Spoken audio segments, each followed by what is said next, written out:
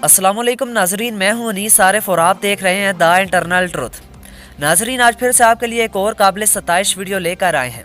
आज की हमारी वीडियो में हम आपको पाक फौज के उस आर्मी चीफ के बारे में बताएंगे जो खुद हेलीकॉप्टर लेकर भारत में 11 किलोमीटर तक अंदर घुस गया था और सीना ठोक कर भारतीय मीडिया को अपना कारनामा भी बताया। तो जानते हैं वो अल्लाह का शेर कौन था। ये जानने से कबल हस्बे रवायत नए आने वाले सामीन से हमारी गुजारिश होती है कि वीडियो को लाइक और चैनल को सब्सक्राइब कर दें। शुक्रिया।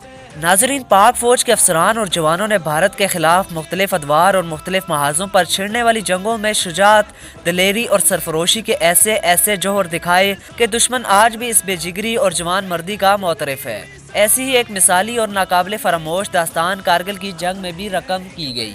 पाक फौज के एक साबिक अफसर लेफ्टिनेंट जनरल शाहिद अजीज ने इंकशाफ किया है कि कारगिल लड़ाई के दौरान अलबदर के नाम से एक ऑपरेशन किया गया था जिसके तहत भारत की सियाचिन तक रसाई के लिए सप्लाई लाइन को काट दिया गया था। करीब था कि भारतीय फौज की सियाचिन तक रसाई बिल्कुल ही खत्म हो जाती।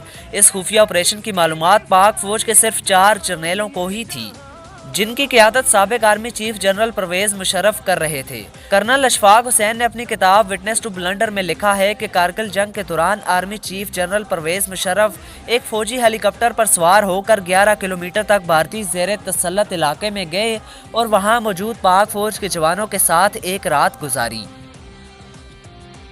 इस पर भारतीय फौज के कैप्टन भरत वर्मा ने एक गैर मुल्की खबर एजेंसी को इंटरव्यू में सटपटाते हुए कहा था कि दुश्मन मुल्क का आर्मी चीफ भारतीय सरजमीन के 11 किलोमीटर के अंदर घुस आया था।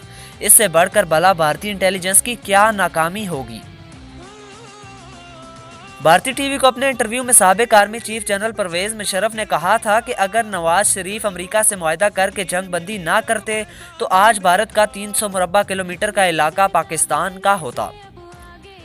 तो नाजरीन, आप इस शेर दिल फौजी जवान जिसने पाकिस्तान की क़यादत भी की, इनके बारे में क्या राय रखते हैं? अपनी राय का इज़हार कमेंट्स में ज़रूर कीजिएगा और इसके अलावा हमारे चैनल को सब्सक्राइब और वीडियो को लाइक कर दें। शुक्रिया।